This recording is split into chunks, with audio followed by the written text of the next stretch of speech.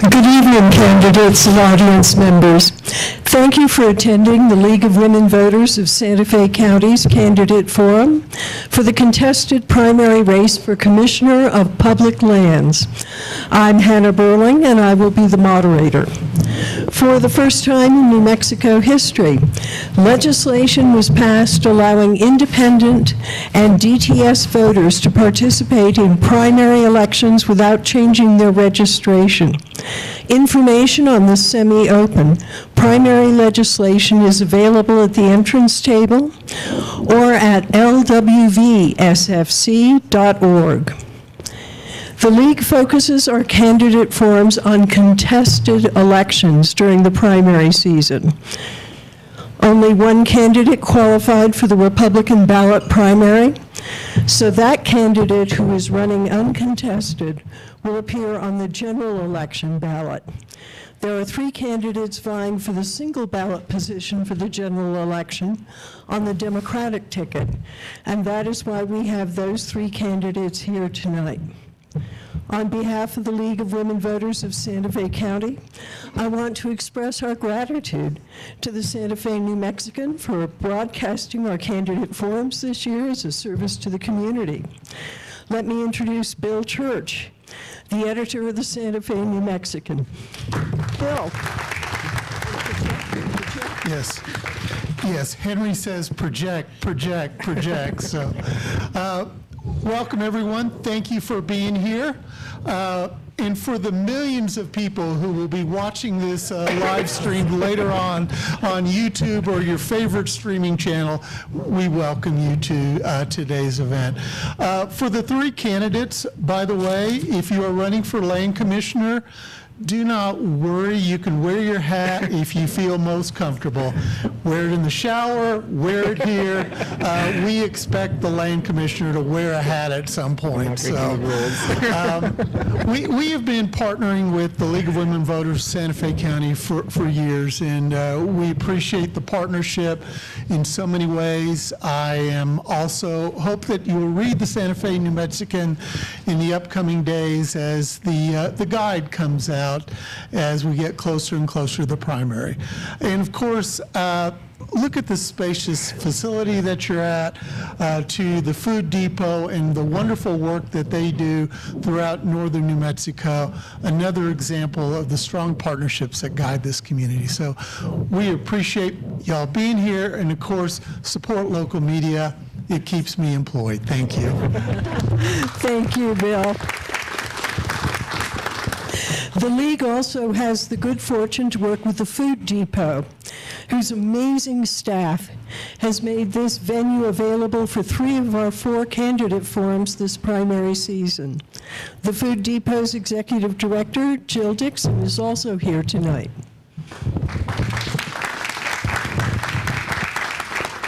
So we're using our teacher voices? Okay. Yeah. Hi, everyone. Thank you so much for being here, and good evening. I'm Jill Dixon, the Executive Director of the Food Depot, and we want to thank you for sitting inside our mission for the evening. We are the food bank, the only food bank that serves 9 counties in northern New Mexico, a total of 26,000 square miles since we're focusing on land tonight. And 3 of the counties that we serve don't even have a grocery store.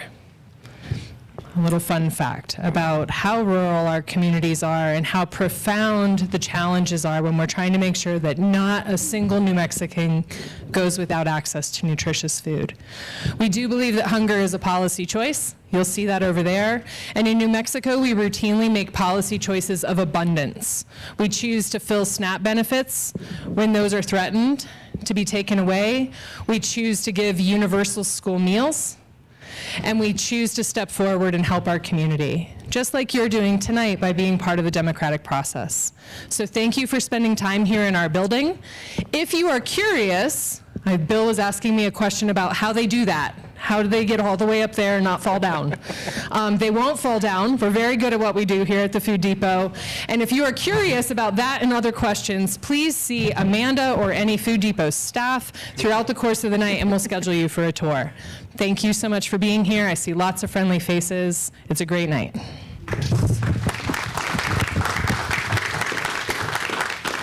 Thank you, Jill. The League is committed to civil discourse.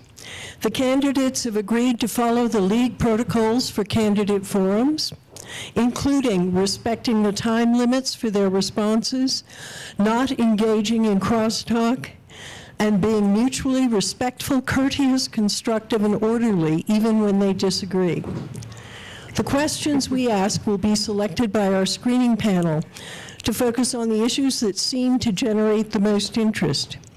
Questions that are similar will be consolidated, and questions that are directed to one candidate or contain a personal attack will be eliminated. Due to time constraints, not all questions can be asked. We invite you to stay after the forum to talk to the candidates. If you haven't already submitted your questions, you can email them to lwvsfc@gmail.com now or at any time during the forum. For those of you who are attending in person, write your question, legibly please, on a 3x5 note card, one per card, and hold the card up so our runners can pick it up. Our timekeeper, Mary Shrubin, is sitting in front. When a candidate has 30 seconds left, she will hold up a yellow warning sign, and when the time is up, she will hold up the red stop sign.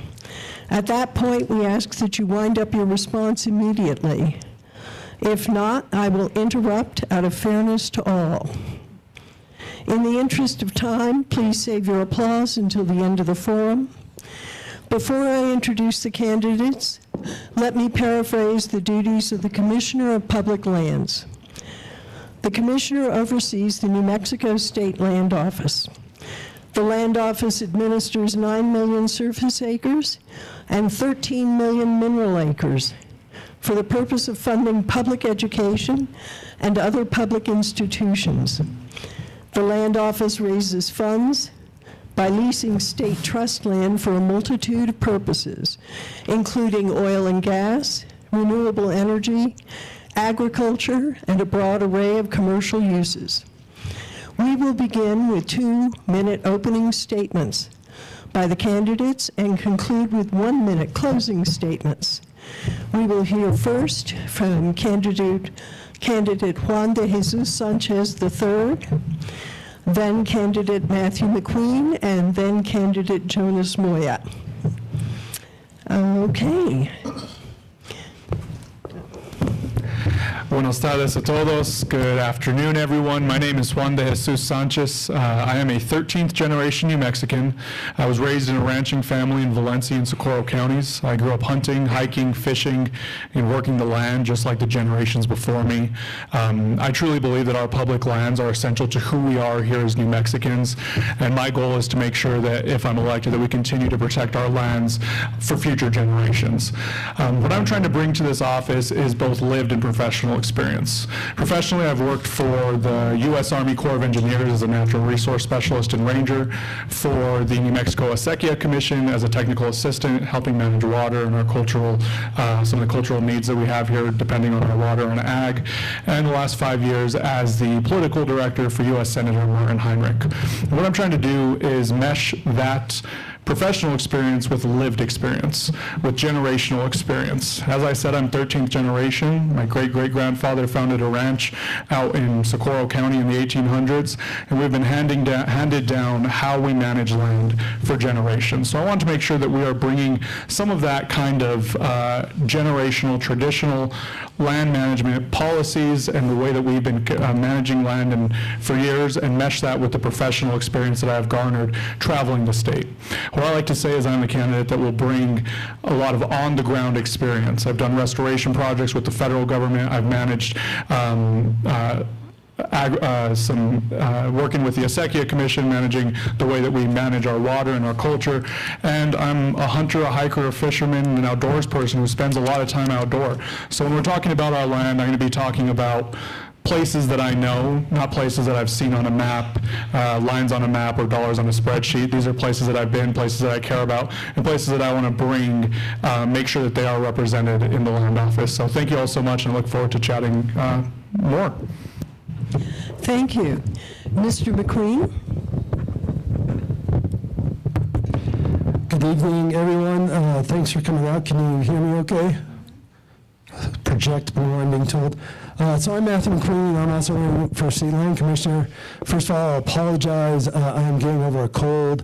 My voice doesn't always sound like this. I'll do my best to project. As was explained, the State Land Office, the State Land Commissioner position, is an incredibly big job. 9 million surface acres, 13 million mineral estate, $27 million annual budget, 190 employees, and currently over $2 billion a year in revenue. The commissioner, or current commissioner, Stephanie Garcia Richard, has said that this year they might hit $3 billion. In addition, the land commissioner, by statute, sits on the State Investment Council. Now, a lot of people don't really think about the State Land Office, and I think even fewer think about the State Investment Council. The State Investment Council oversees the management of the Land Grant Permanent Fund, which is currently at $38 billion, and our other permanent funds, totaling approximately $70 billion. This is New Mexico's nest egg, it's New Mexico's future. This is the money we're going to rely on when oil and gas goes bust, and we know oil and gas goes bust, right? It's a boom and bust industry. I personally think the next time it goes bust, it's going to be different because we have renewables that are already out competing oil and gas. So this is a big job. I bring the experience to do this job, to lead this office. I've been a real property attorney for over 30 years, specializing in land conservation, 12 years in the legislature, 10 years as chair of the House Energy, Environment, and Natural Resources Committee. I have by far the most experience of anyone up here, and that's what I propose to bring to the land office. Thank you. Thank you. Mr. Moya. All right. Good afternoon, everybody. I hope you could hear me all right. I definitely was not ready for the Santa Fe traffic today, but I'm glad to be here in a familiar place. I actually, a couple years back, attended a meeting here at the Santa Fe Food Depot when I was working for an organization called New Mexico First. I was their civic engagement and public policy manager, and we advocated for food and nutrition programs throughout the state, as well as good policy that supports agriculture. I'm also a fourth-generation rancher, and I'm from a very small town, and unfortunately it keeps shrinking every year. That town's Tucumcari, New Mexico. And with Route 66 and its centennial year, you'll probably pass through it if you travel Route 66. We have lots of beautiful neon lights there, and we're home to some great history from New Mexico. But I'm running for New Mexico Public Land Commissioner because, just like so many of the candidates before you have said, this is an important job. And it's a job that requires experience and somebody that knows New Mexico. So as a fourth-generation rancher from a small town and a product of New Mexico schools, I went to elementary in House, New Mexico, where there's 100 kids K through 12. That's a unique perspective in itself. And then I graduated from Tucumcari High School, which is also very small. I attended university at New Mexico State University, studied ag econ there, and then I went on to have a really great career in what I call serving the people, in what I believe in agriculture, working in food and agricultural policy. From New Mexico First to then working for New Mexico Cattle Growers as their executive director, and most recently being one of 4 political appointees under the Biden-Harris administration that got to stay in New Mexico as a presidential appointee. I was appointed to serve as the Farm Service Agency executive director, where I had 74 employees and 22 different field offices. So I understand that when policies passed, how it directly affects people on the ground, because I've had to implement policy from the Farm Bill directly into the communities that I represent. Thank you. Thank you. Moving on to the first question, the time limit for answering this question will be 1 minute. Why do you want to be Commissioner of Public Lands? Mr. Sanchez. I think there's so much at stake here in New Mexico. As a product of our public education system as well, I think it's really important that we continue to fund our public education and make sure our students have a great opportunity to to succeed here. I think we need to be worried about our long-term energy use and our long-term environment, so we need to be really diversifying our economy. And this is where my family has been for 13 generations, where I hope to be for a lot longer. I want to make sure that we have a place that we can continue to enjoy, to have the kind of experiences that you don't have anywhere else. Here in New Mexico, we are rich in our land, we are rich in our culture, and we need to protect those things. I think the land office is a place that we can absolutely do that, and we can make sure that we are doing what the needs of the people to make sure that we are funding our education and making sure our economy is diversified by working on renewable energy. But more than anything, we've been here forever. I want to continue to make sure that we are here for a long time, and I'm very invested in that. Thank you, Mr. McQueen. So one of the first people I told I was running for land commissioner was the Speaker of the House. And I had to tell him, because I'm a member of his caucus in the House of Representatives, and he needed to hear that from me and not from someone else. And he said to me, well, why would you want that job? It's boring. And he doesn't get it. I'm a land guy. I've been working with real property for over 30 years. I get excited when I hear about the projects that are going on at the land office. I get excited about the potential of the land office. And on top of all of that, I think I'm going to be really good at this job because I have this background, and I think I can work with the staff and build on the success of Commissioner Stephanie Garcia Richard and really take the land office to the next level. Thank you. Mr. Moya? Well, I actually love this question, and it's a question that's often asked on the campaign trail. And if you would have asked me about 2 years ago if I was going to run for land commissioner, I would say no. But after my service with the Biden-Harris administration and understanding that we need a rural voice in Santa Fe that has rural experience and that cares about jobs and economic growth, and that understands that jobs and economic growth don't have to come with the sacrifice of land stewardship, I decided I'm going to throw my hat into this race, and that's why I decided to run for land commissioner. I'm a product of New Mexico. I care about jobs, and I'm sick and tired of kids that I went to school with leaving the state and working somewhere else. Too often do we have people that move to Phoenix and Dallas and Denver, and they don't stay in New Mexico. I want to keep them here in New Mexico and create jobs for New Mexicans using our state lands and making sure that we balance land stewardship with that progress. Thank you. And the next question is also 1 minute. What will be your #1 priority during your term as Commissioner of Public Lands? And we're going to begin with Mr. McQueen. So my #1 priority is to diversify the revenue in the land office. As I said, the land office is taking in about $2.5 billion a year.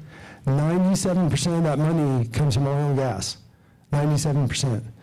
And if you think about it, you're making 97% of your money essentially from the mineral estate. You've got 9 million surface acres to work with.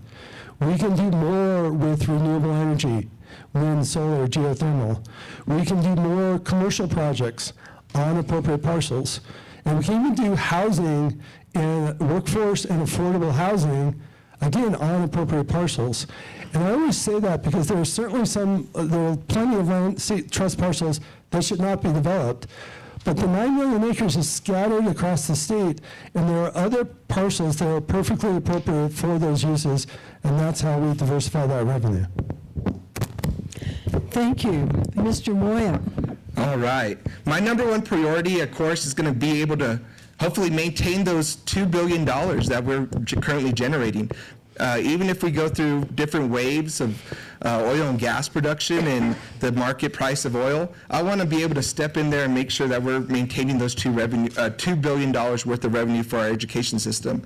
I also want to work on jobs. I want to make sure that we're offering jobs and inviting industries into our state that are going to create jobs in rural economies. And not only just any kind of jobs, but high-skilled, high-paying jobs with benefits for New Mexicans, such as health care, retirement, and something that's going to get them on a career path forward to grow and hopefully stay and make a bigger impact in those small rural communities. Because too often do we have people leaving the outer edge of our state and coming to the middle. We need to have a balance of both. Let's do that with our state lands and make sure that we're promoting the right businesses. Thank you. And Mr. Sanchez? My number one priority is going to be a good steward of the land, our land, air, and water. I think it's essential that we are looking at our land not just as a commodity and a resource for today, for 5 years in the future, for 10 years in the future, but for a lot longer than that. We need to be thinking 100 years in the future, because we're going to continue to need to get the revenue coming from our lands into our schools, into our permanent funds moving forward. This isn't something that we need to be focusing on today. We need to be focusing long-term, because we have so many great opportunities here in land, and being a good steward of the land means we're doing restoration projects on our lands. It means we're finding ways to diversify to make sure our airs are clean and make sure that we're holding oil and gas accountable for plugging orphan wells. It means expanding renewable energy, but being a good steward of the land is the most important part, so that our future generations have the same opportunities that we have. Thank you. This next question is also 1 minute, and it's actually several questions. What is your personal experience with state lands as a user or visitor, as a lessee, as a regulator or administrator? And we will start with Mr. Moya. All right, so I have a lot of personal experience with state land. My family's ranch, like I said, goes back generations, and my grandmother had a parcel of land we called the school section. It was 800 acres that we knew directly every year that we paid the lease on that land. It funded schools. So I come from the perspective of being a rancher, being a manager of that land and making sure that it's open for hunters whenever it's hunting season, and that it's accessible whenever people need to inspect it. And also, coming as a grass farmer, because land stewardship was always number one. If there's not enough grass on the ground and we're not getting rid of invasive plants like mesquite, then we're not adding value to the land and we're not being good stewards of the land. I also have experience as an FSA director, where so many of the participants that participate in FSA programs rely on state land. So I also seen from the business side and from the policy implementation aspect of things, how our state lands work for us and how our leases manage it. Thank you. Mr. Sanchez. I too come from a ranching family that we had state trust land that we leased. My family's ranch, we were leasees of state trust land, so I grew up grazing cattle on state trust land, working the land out on state trust land as a leasee. I'm also a hunter. I actually had the most successful year I've ever had putting in for hunts. I drew for deer and elk this year. Don't worry, for those of you, there's no safer deer or elk than the one I'm chasing with a bow, but I still have the opportunity to go out and do that. And also, as far as management of the land, I think whenever we're talking about state lands, we're not just talking about the land, we're talking about the water that goes through it, the people that depend on it. So as working for the U.S. Army Corps of Engineers as a natural resource specialist, I did a lot of restoration projects. Along with working for the New Mexico Acequia Commission, we fought really hard to make sure our water kept on flowing, and these are things that are all water goes downstream and it will go through state lands. So when we're talking about water, when we're talking about restoration on any parcel of land, it all connects to our state trust land. Thank you. Mr. McQueen. So I don't come from a ranching family. My experience with state trust land is professional and through the legislature. So professionally, as I said, I specialize in land conservation. I've done conservation easements throughout the state. Conservation easement, you often want to do an easement next to other public land because you get more bang for your buck. Recently, the Land Office has been doing conservation leasing with the New Mexico Land Conservancy. They just recently signed a 60,000 acre conservation lease. I think that's fantastic. I've also worked in the legislature on state trust lands. I worked with the current commissioner, Stephanie Garcia Richard, to raise the royalty rate in the Permian Basin. And so in order to do that, I worked extensively with staff. It was a great experience. It took me 2 tries. We got that to the governor's desk for her signature. Okay, thank you. And this next question is 2 minutes. What would you continue and what would you change, if anything, that would distinguish you as Commissioner of Public Lands, Mr. Sanchez. I think all three of us are going to have a very similar question on what we continue or talking about the current land commissioner. She has done an amazing job. One of the things that I specifically think of is opening the office of renewable resources. Essentially, it goes out and looks for opportunities to expand our renewable energy. I think this is a hugely important office that we need to continue to make sure that we're putting resources towards, and we're exploring the opportunities across our 9 million acres of state trust land. I also think that the work that she's done to make sure that we are capping abandoned and orphan wells at no cost to the taxpayers is hugely important, and that's something we need to absolutely continue. She has done an amazing job there, and I'd love to grab the baton and move forward with that. The things that I'd like to really focus on are around access and land restoration projects. I think that there are some places that we can be working a lot better on making sure that we have access to our state trust land. It's 9 million acres, and our outdoor economy is one of those things that we can continue to expand upon, working with the state, working with the governor's office. So making sure that we're opening up our lands for people to be able to go out and explore. You shouldn't have to just have a hunting license or know how to navigate through the permitting process to be able to go outside and enjoy your state lands. They belong to each and every one of us, and we should have opportunities to expand on what the current land commissioner has done to encourage outdoor recreation. And finally, it's doing restoration on some of our lands. Some of our parcels they're just not in the best of shape, and there's great opportunities to work with outside organizations to do some restoration projects on soil, on grasses. Not only does this help our grasslands and the habitats around, this also could be a funding of a source of funding with things like carbon credits. Thank you. Mr. McQueen. So Juan's correct. We all think that Commissioner Garcia Richard is doing a great job. She's, of course, term limited, so that's why we're here. There are a lot of things I would like to do and build on her success. As I mentioned previously, we got to diversify the revenue in the land office. Renewables, commercial projects, housing projects on appropriate parcels. I would also like to see the land office take an equity position in some of the projects that they work on. So we don't just have to lease land to a developer, or in some cases they auction off a piece of property. You can retain a joint venture agreement, carrying interest, a silent partner kind of situation, where you can earn some of the revenue on the upside of that transaction. And that's a way we can increase the revenue for the land office. And I have the real estate background to put that into place. I'd also like to look at doing more land swaps.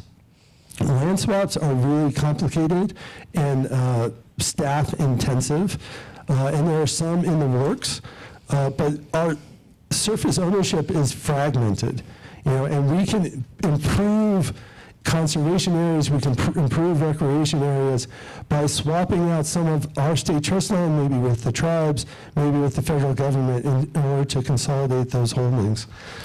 The State Land Office has an existing reclamation and restoration fund where they have some money that they can do restoration projects on state trust land. I would like to see there be a comparable improvement fund where you could install gates, maybe trails, parking areas to enhance recreational activity. And finally, I'd like to have an education advocate on staff to work with the public education department, the legislature, and the unions and the teachers to advocate for the public schools, which is the reason for the existence of the State Land Office. Thank you. Mr. Moya. All right. It's going to sound like there's an echo in here, but a lot of us, we all think pretty much the same. We are very much aligned, and Stephanie has done a great job of being the land commissioner and setting the bar high. And that's what I want to continue to do, is set the bar high and continue the great work that is being done at the State Land Office. For one, it's already one of the best places to work in the country. I want to continue that momentum, but I want to carry that work outside of Santa Fe and Albuquerque. I want to really bring those opportunities to rural New Mexico and some of our other field offices. I really think that could benefit the state land office.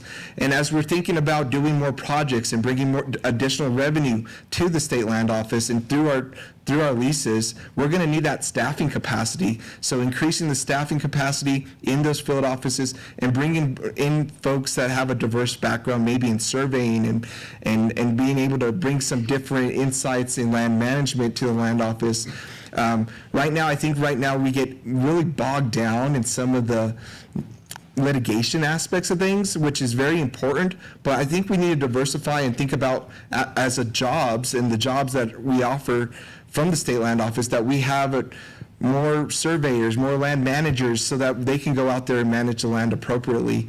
I also want to continue to move into projects like affordable housing, and then continue to hold oil and gas to a very high standard. I think right now in a national aspect of things, New Mexico has a very high standard when it comes to testing and air quality checks. I want to continue that. I think we need to be monitoring these sites and making sure that the aquifers in those areas are maintained. So I want to add jobs to those areas. I want to continue to lean into that monitoring. And the one thing I would change is, like I said countless times, and you're probably going to get tired of hearing me say it, but jobs. I want to create more jobs. Thank you. This next question is a 2-minute question.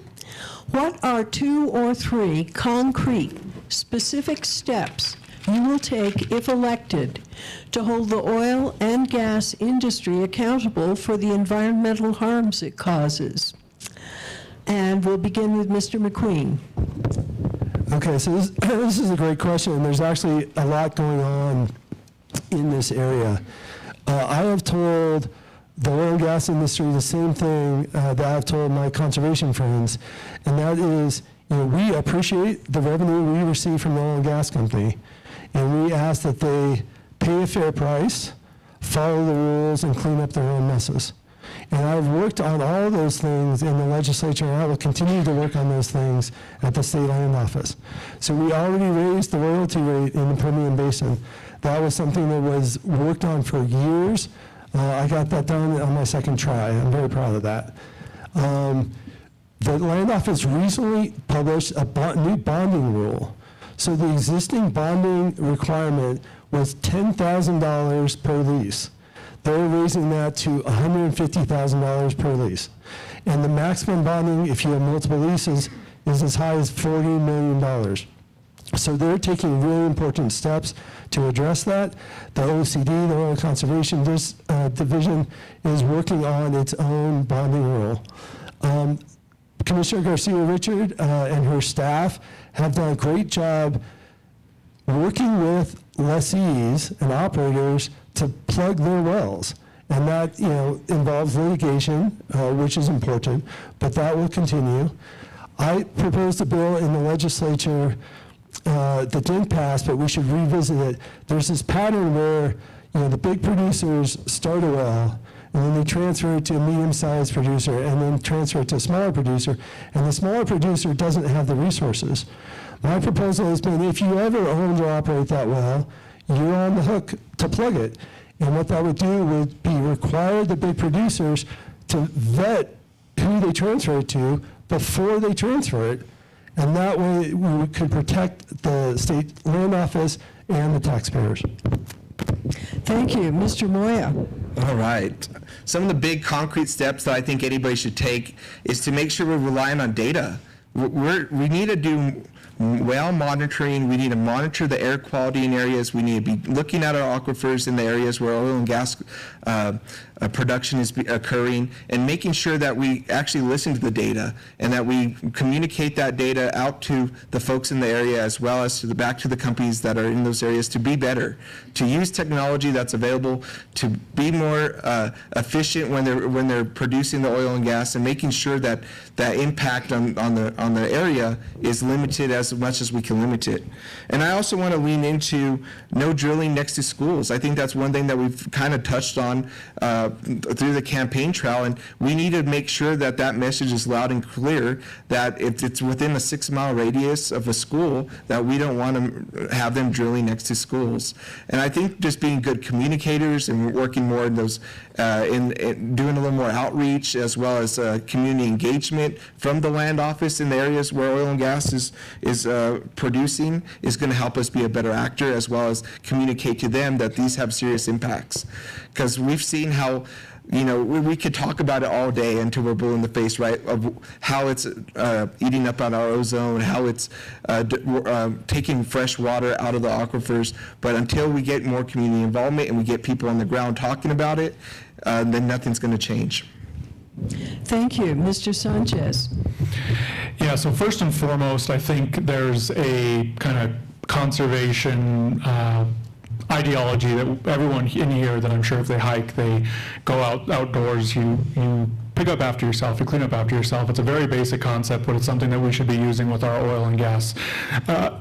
So essentially, if you are a bad actor, if you spill, if you leave a well unplugged, you are not allowed to use state trust land until you have resolved that issue. That's the same thing it is whenever if you're going to be a hunter, if you're going to be a rancher, whatever it is, you leave the land better than how you found it. So the first and most important thing to do is hold folks accountable. If they are having spills, if they're not cleaning up after themselves, if they're not plugging wells, then you tell them you're not going to get another lease on state trust land until you have resolved that issue. What that helps do is make sure that they are resolving the issue and it's not the taxpayers who are going to have to resolve that issue. So that's the first part. The second part is some of the bonding that Representative McQueen mentioned. $10,000 is not enough. That needs to be increased because the cost to plug a well is it's a lot more expensive than that in most cases. So we need to make, in all cases actually, so we need to make sure that we are increasing the bonding there. And one of the other things that we see is there will be a oil and gas company that may go bankrupt, and then who ends up cleaning it up? It's up to us. It's up to us to figure it out, and if the bonding is not strong enough, then we're not figuring it out. We need to be making sure that we are tracking what is happening there. If there is someone who went bankrupt and went back to Texas and then came back with a whole new company and is trying to start all over again and use state trust land, then we need to be holding them accountable for what they've been doing. So we need to be really cautious. We need to be really aware of how people are trying to get away with not cleaning up after themselves. Thank you, Mr. Take a very brief break. 3 minutes.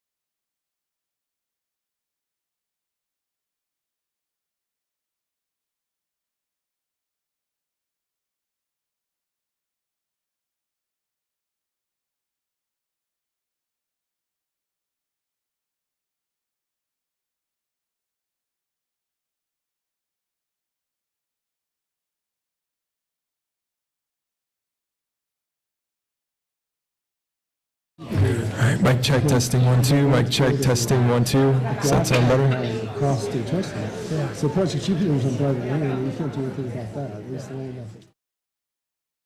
Pipeline across. All right, mic check, testing 1 2. Mic check, testing. Yeah, and so, I mean, I think, Thanks, Mike. to me, this might come up, but cooperate on good projects, and you can resist on bad projects.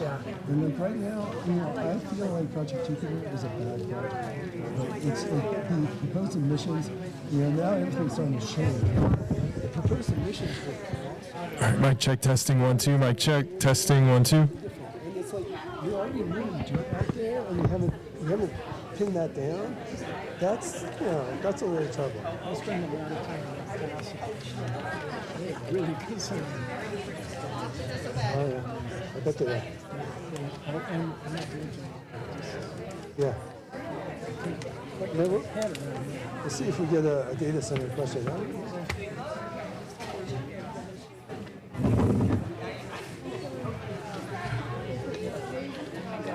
But I also do social media for the league. Oh, hopefully Jonas makes it back in time. You got down there beforehand, and There's I a think secret it's a bathroom. one-seater.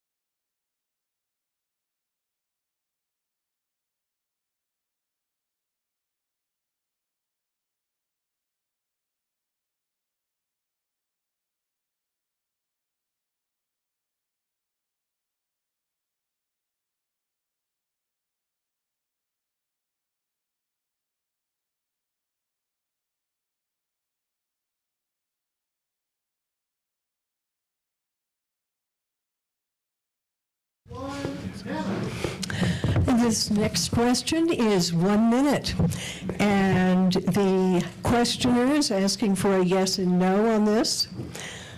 Would you support Commissioner Garcia Richard's denial of Project Jupiter and any other data center in New Mexico on state land?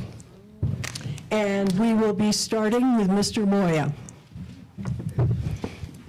So yes, I support Commissioner Garcia Richard's, what her standard is, so yes, I have. I think we need to evaluate by case decision on any future projects on state land. Thank you. Mr. Sanchez. I am unsure if I would 100% support because of the, it's a 0.6 miles of a 17-mile pipeline, and if it's not going through state trust land, then it will be going through BLM land, which Steve Pierce and Donald Trump will be managing.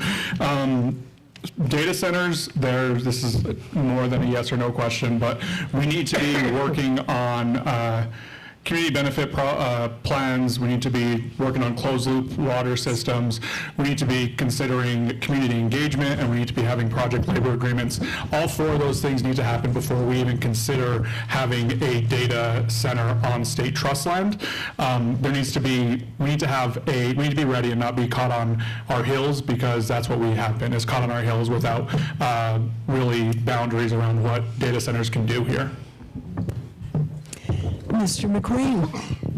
So I support the commissioner's position, and more broadly, we need guardrails for data centers. They need to be on renewable energy. They need to use reclaimed water. They shouldn't have adverse local impacts on water use, electric rates, or air quality, and they should be using local labor and union labor.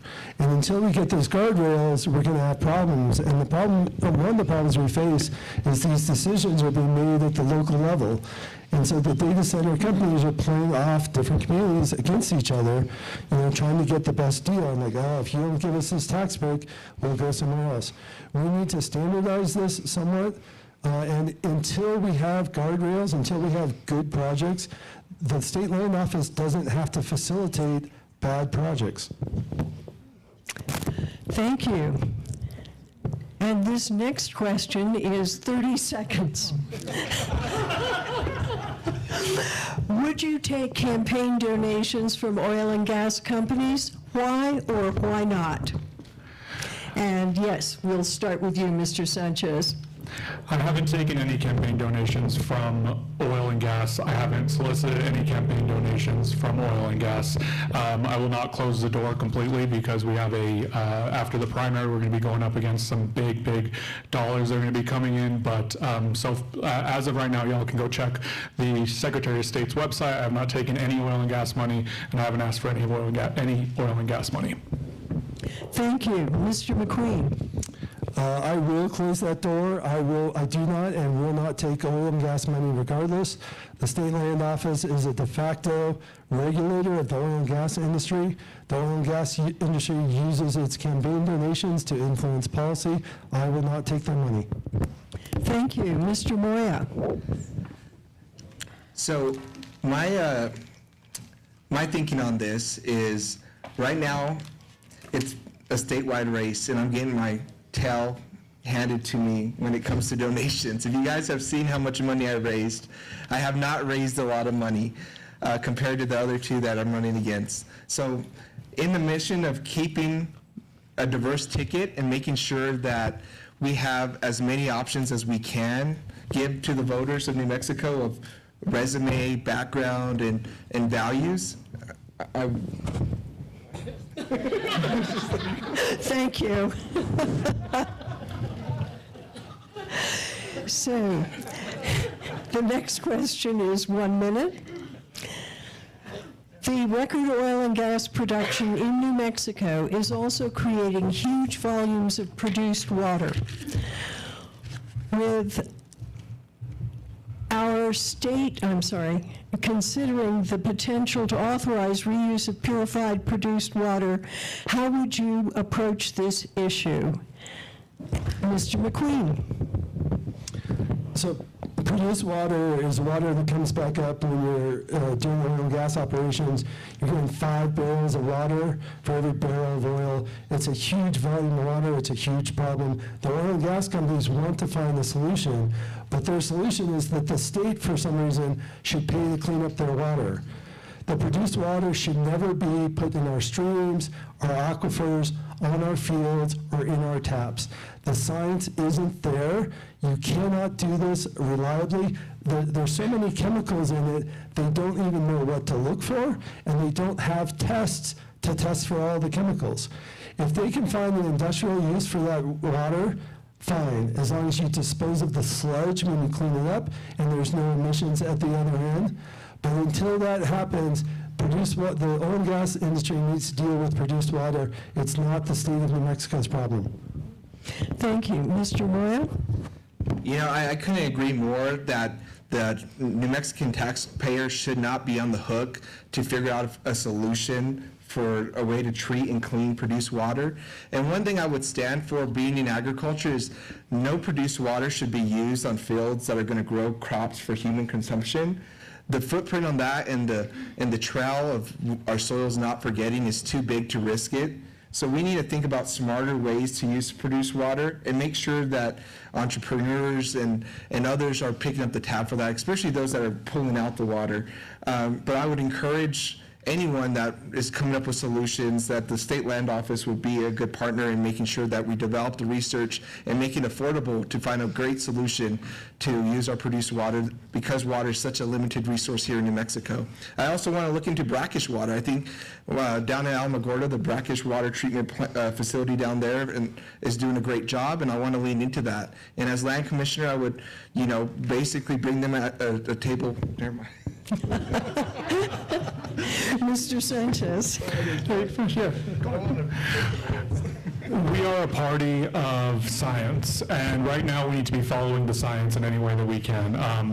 As Representative McQueen mentioned, I don't think we're at a point where our produced water should be put into our rivers or our taps. There are opportunities to have industrial uses. We talked about data centers recently. I'm not sure if produced water is the answer or brackish water, but we should be using our fresh water for data centers, right? So what we need to continue to do is follow the science. I was lucky enough to go down to New Mexico State a few weeks back to meet with some of the folks that are doing some really groundbreaking research on produced water here in the state of New Mexico. We need to find water solutions. It's a hugely important part, but we need to follow the science, and as my understanding right now, it's not there. Thank you. This next question is 1 minute. Grazing lessees often demand payment from other users to consent to use or relinquish part of their grazing lease in excess of actual damages, often extremely.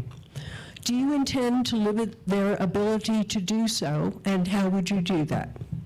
And 1 minute, beginning with you, Mr. Moya. Perfect. Well, I'm going to start learning to speak a little bit faster. So I'm thinking the question's hinting at when a producer sells a ranch, they're selling the lease along with that, right? The right to use the state land lease. And I wouldn't limit that, but what I want to do is be a better partner and encourage them to take care of that land. I think there's a lot of between agency work, whether it's federal agencies like NRCS or working with NMDA or the New Mexico Department of Energy to figure out, or not EMNER, but finding other partners to make sure that we're getting rid of invasive species, we're building up soil banks, and we're actually being able to keep that topsoil. So raising up those seed banks, making sure the soils are healthy, and then being a good partner in that way. So extending different opportunities with them to be able to do that work without hitting their pockets very hard. I want to be able to be good advocates for that, right? I want to promote that good soil, healthy soil works. Thank you. And Mr. Sanchez. So we have 9 million acres of state trust land, as you heard earlier, about 190 employees to cover all that 9 million acres. So as you could imagine, it's really hard to monitor, to steward that land. So we depend on our ranchers, we depend on the people that graze our land, because that's where the majority of our land is used up for. That's where the majority of our leases are used, is through grazing leases. I'm going to sound like a broken record. But if people have been taking care of the land, and the land is in good shape, and before they're getting ready to sell it off, then absolutely, that is a part of the process. They have been good stewards of the land. They have invested in the land. They made sure that the grasses, the soil are in a good place, and they're not overusing it. It's a part of who they are. It's a part of the areas that they managed. So once again, this is an opportunity to encourage people to continue to take care of our lands, as they are our eyes on the ground on the land, and they're the ones that report back to us if there has been any kind of spills, any kind of dumpings, any kind of anything of that nature, to make sure that our lands are taken care of. Thank you. Mr. McQueen. So I think we want to look at conjunctive use of our state trust lands. What are different activities that can coexist side by side? We have oil and gas leases, many of which are decades old. I looked at one that was signed in 1922, over 100 years old, and a 12.5% royalty rate. What else can we do with these parcels? Can you do solar, consistent with oil and gas farming? Can you do solar with grazing? Can you do carbon credits? Can you do restoration and capture that value? The good news on the grazing leases is while the oil and gas leases are held by production, that's why they're so old. As long as you keep producing, you get to keep it. The grazing leases come up for renewal on a 5-year increment. So we can tweak those, and those can evolve, and we can work to make sure that our grazing lessees are allowing hunting, fishing, hiking, and even dispersed camping. Thank you. Next question, 1 minute. What will you do to protect our state lands from federal actions such as development near Chaco Canyon? Mr. Sanchez. Yeah, so there are a few different places where the federal government is coming in and the land office is at the forefront. How long do I have on this one? One, okay. First of all is the trying to bring down the barrier, the 10-mile buffer around Chaco Canyon for oil and gas drilling. There is a ton of state trust land out there. There's a lot more BLM land, but there is a ton of state trust land out in those areas in Chaco, and the current land commissioner has an executive order to ensure there is no drilling there. What we can do is make sure that we are not working, if the federal government decides to go in and erase the buffer, we're not working with oil and gas. We're not allowing for pipelines to go through state trust land. We are maybe putting, maybe on our state parcels, we're not allowing their workers to go through our state parcels to go where they need to be. We can push back there, we can push back on the border, as the current land commissioner has done, to ensure that we are not selling off our state trust land to the Trump administration to build a wall, and the Pecos River, we to continue to protect it from mining, and that's a place the state land office has an executive order as well. thank you. Mr. McQueen. So this is coming up more and more in different areas: Chaco, Upper Pecos, the Trail Mine, the Caja del Rio, along the border. So the general rule is federal land is federal land. We can't tell them what to do or not do on federal land. State trust land is state trust land. Same rule applies. They can't tell us what to do or not do on state trust land. But we can cooperate on good projects, and we can resist on bad projects. So in the greater Chaco area, there's 70,000 acres of state trust land. It's a mix of surface and mineral and just mineral estate. We don't have to allow development of our state trust land, and that's going to make it harder to develop the surrounding land. Same with the Caja del Rio, same with Upper Pecos, same with the border wall. We can, as I said, cooperate on good projects, resist on bad projects. Thank you. Mr. Moya. Well, I have the exact same analogy, but I'm going to put it in different terms right now. And I'm going to go back to my ranching roots, right? I mean, I have good neighbors and I have bad neighbors, right? Some neighbors take care of their land and have good fences, and other neighbors, you know, they don't have a speck of grass on their land and their fences are always down. So just because we have a bad neighbor doesn't mean we got to hold the same standard. And I think what we need to look at is making sure that whatever's going on the national level, that we're doing what's right for New Mexicans, that we're doing what's right for future generations, and that we're protecting the most valuable asset that they don't make anymore, which is land. And once we get rid of that land, there's no way we're ever going to get it back. It's gone forever. So as state land commissioner, I would step in, be reactive to any negativity that's going on the federal level, and I'll make sure that our lands are there for future generations. And I've seen it before. I took over the Farm Service Agency after a Trump administration. I've seen how morale was down with staff and how policies were directly affecting ranchers in small rural towns. Thank you. Now we have a 1-minute question. What experience do you have working with tribes? Mr. McQueen. 1-minute question. What experience I have working with tribes? So I have done land conservation transactions with tribal governments. And it's tricky because we think of land and enforcing land use agreements and conservation easements in state court. And tribes are sovereign nations. They're not subject to our state court. I will say, you know, I've reached out to tribes. I'm endorsed by the Oke-Lingay Pueblo and the Mexico Native Vote. I have a long history of including tribes through my legislative work, and I think the key with most tribal interactions is consultation. The tribes want to be asked what they want us to do. They want to know what we're doing. They want input on what we're doing, and they deserve that respect. And so I will promote that consultation at the State Land Office. Thank you. Mr. Moya.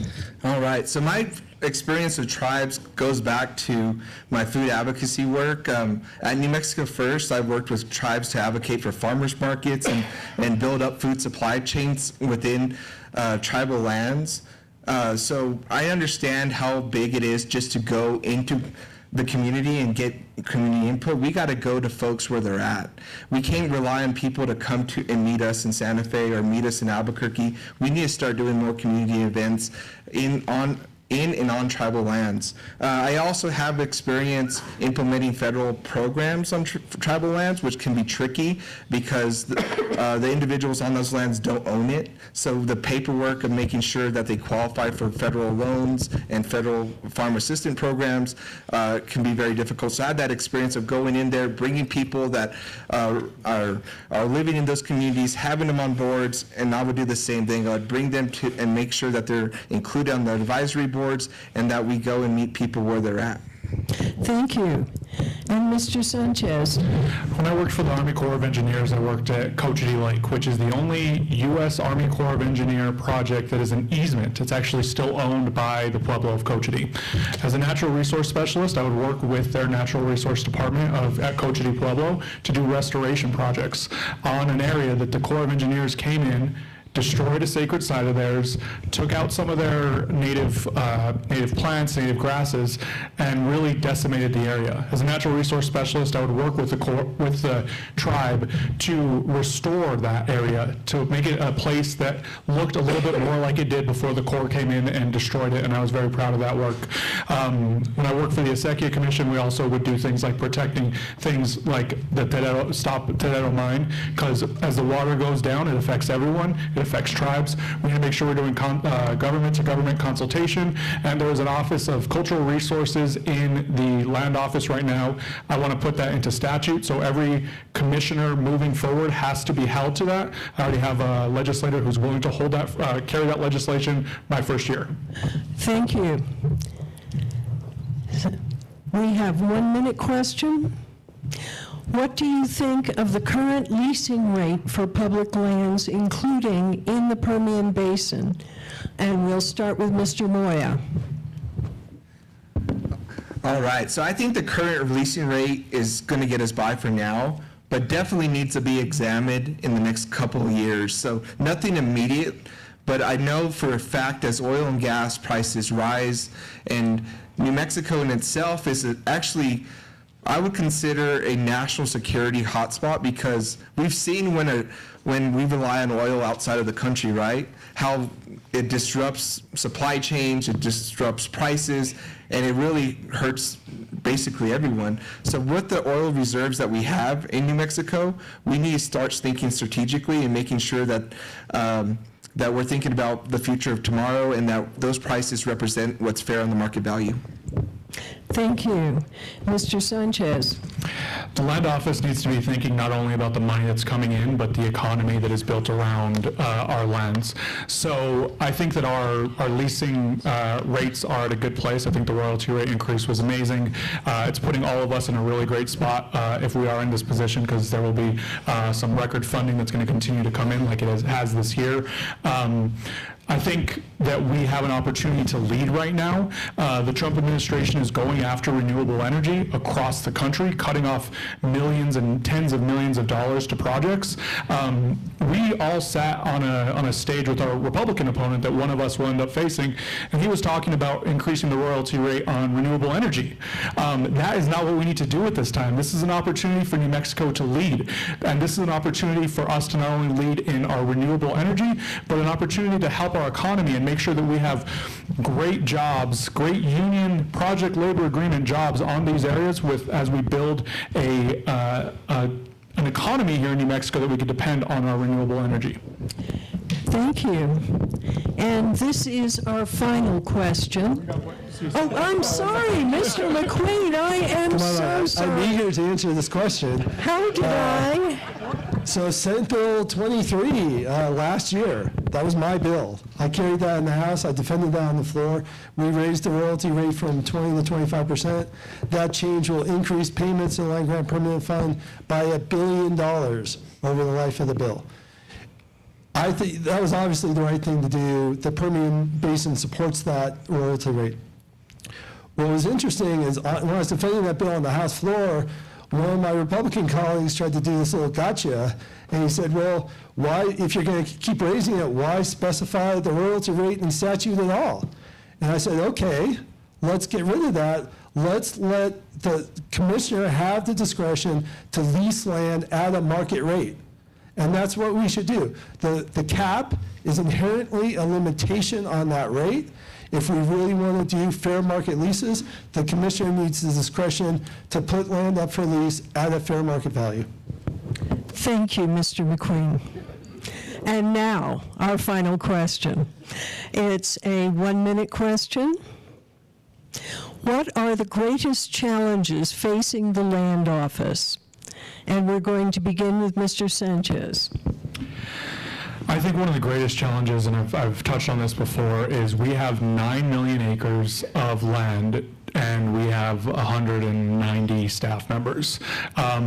The land office will generate close to $3 billion this year, yet we do not get a percentage of that to help make sure that we are maintaining those lands and continuing to make sure that those are taken care of for the future. I think that's a huge problem, the fact that we have to go to the legislature and ask for money to manage these lands. The return on investment is out of this world. So making sure that we can manage our 9 million acres, and I think the way that we do that is by trying to find ways to bring more money into the land office, as well as trying to decentralize our land office as well. I know we're in Santa Fe, but the majority of the people that work for the land office live here in Santa Fe. Well, the majority of our lands are outside of Santa Fe. We need to make sure that we are going into more of our offices. We're working with our universities. We're doing internships, fellowship programs. We are having our staff go to different parts of the state as well because we need them to be closer to the land that they manage. Thank you. Mr. McQueen. The greatest challenge of the land office is the scope of the agency. So 9 million surface acres, that's about 12% of the state of New Mexico. That's an area of land bigger than the entire state of Maryland. That's what they're dealing with, and they're dealing with this with a staff of 190. Other states have greater staff in order to deal with their state trust lands. So the scope is a problem. We're dealing with legacy waste, which is a challenge, from the oil and gas industry and other mining extractive industries. And we're dealing with an uncertain future in climate change. As a lot of these lands are leased for grazing, we're facing greater aridity, less surface flow, less rainfall, and we're going to have, we saw this a couple days ago in Albuquerque, dust.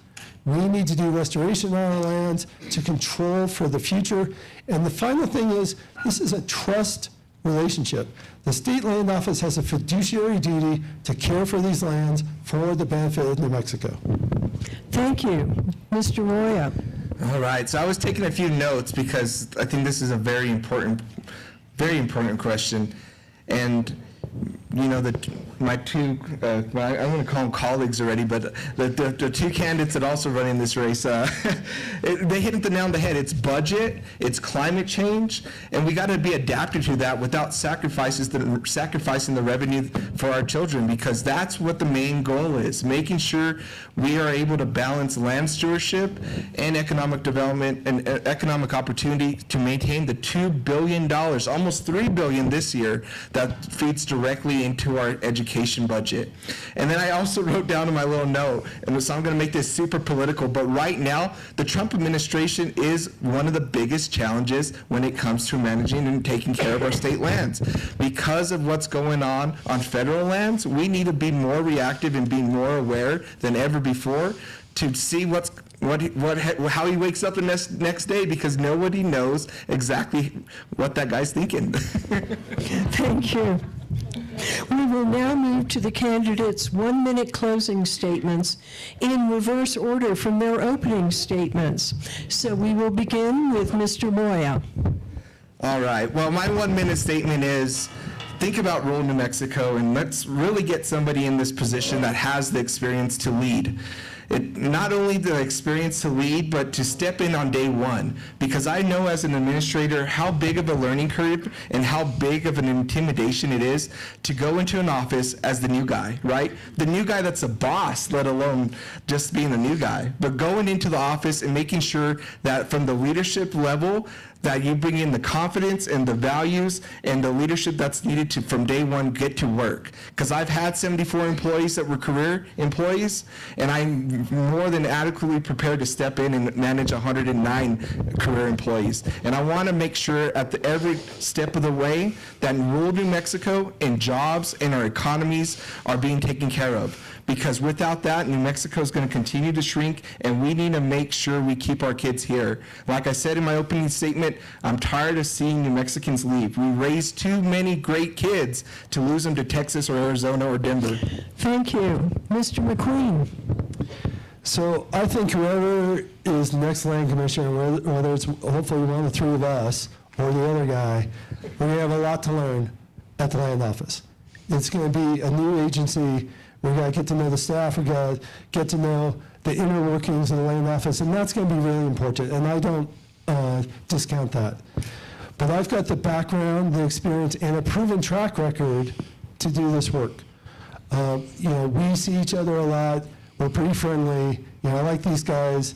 But I've got law, land, and legislative experience that they just don't have.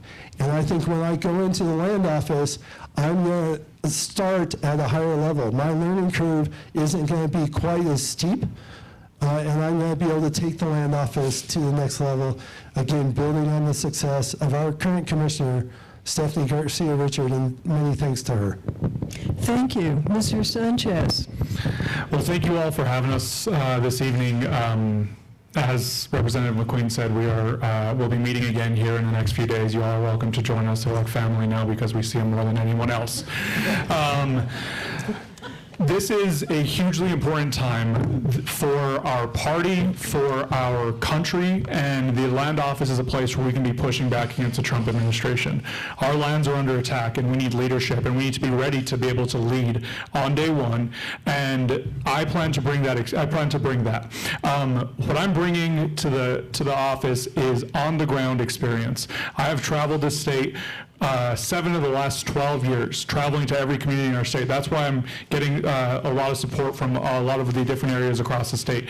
I hunt, I graze cattle, I've done restoration projects, heck, I proposed to my wife on public lands. Public lands are who I am, and I want you all I would ask for your support to be looking at me as someone who will take care of our land with the experience on the ground and professionally to make sure our land office is taken care of for the next 4 years. Thank you. Thank you. That concludes this evening's Santa Fe County Candidate Forum. I want to thank Bill Church, editor, and Patrick Dorsey, publisher of the Santa Fe New Mexican, the entire Food Depot crew, and Henry Lopez and Matt Dalside of Lopez Integrated Technologies for broadcasting this forum, and our translator, Claudia Hernandez. It will be available for future streaming on the New Mexican's website, santafenewmexican.com, and on our website, LWVSFC. I also want to thank the Food Depot for providing this excellent venue for the candidate forums, free of charge to the League. For more information on the candidates, the League's voter guide will be available in May at lwvsfc.org and vote411.org. We want to remind you that if your question was not asked, you are welcome to stay after the forum to talk to the candidates. For those of you who are watching online, if you have questions for the candidates, go to vote411.org for the candidates' contact information. Be sure to make your voice heard in this election by voting early or absentee or at the polls on June 2nd. Please join me in thanking the candidates for their participation.